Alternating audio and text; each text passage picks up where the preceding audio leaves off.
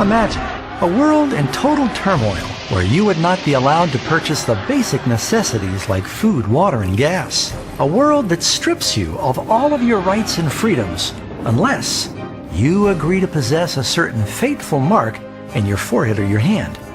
A mark that represents a license or permission to live in the world's final civilization.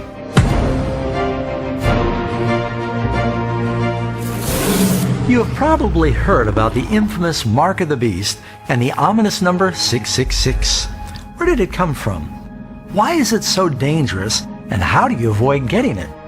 In fact, how do you know you don't have it now? The Bible says that in the end of time, everybody will be required to receive the Mark of the Beast. And if you don't receive this mark, at first you won't be able to buy or sell, and ultimately you'll be killed.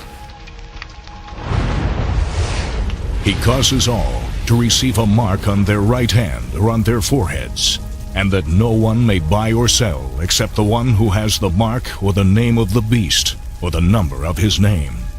In fact, verse 15 says those who don't worship the image of the beast should be killed. The Bible is clear. Death would be preferable to the curses that fall on the one that receives the mark of the beast. But how can you avoid receiving this mark if you don't even know what it is? There are a lot of misconceptions about what the mark of the beast is. Some, for example, believe the mark of the beast is a barcode or a tattoo that is branded on the forehead or the hand. Others believe that the mark is some form of computerized ID chip that's inserted under the skin. And then there's still others that think that everybody is going to be told to line up and receive their 666 credit card. While the number 666 is associated with the name of the beast, the number itself is not the mark.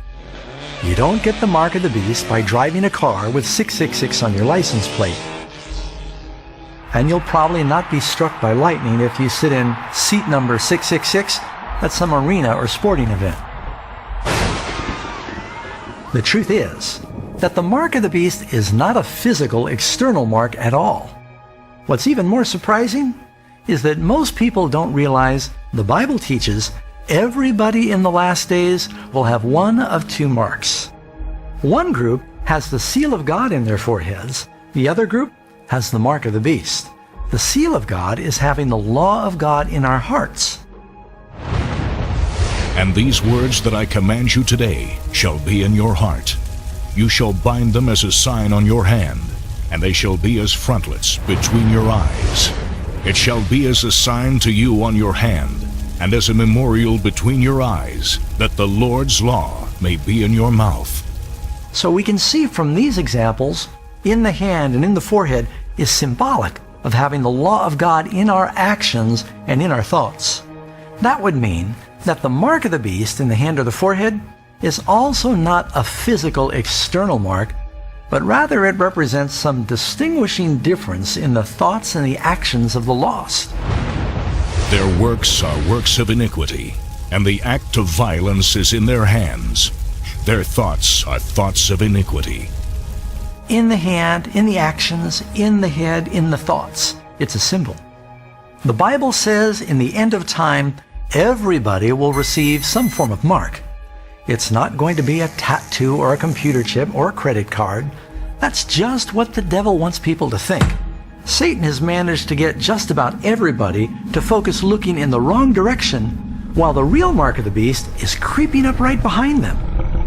So what does the mark of the beast symbolize? Nobody has it yet, but soon many will.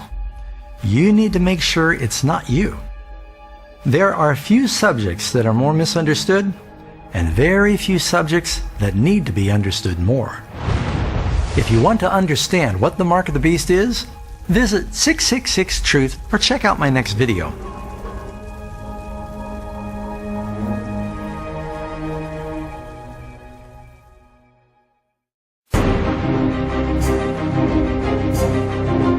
Every kingdom, empire, and monarch that rises ultimately falls, all except for one.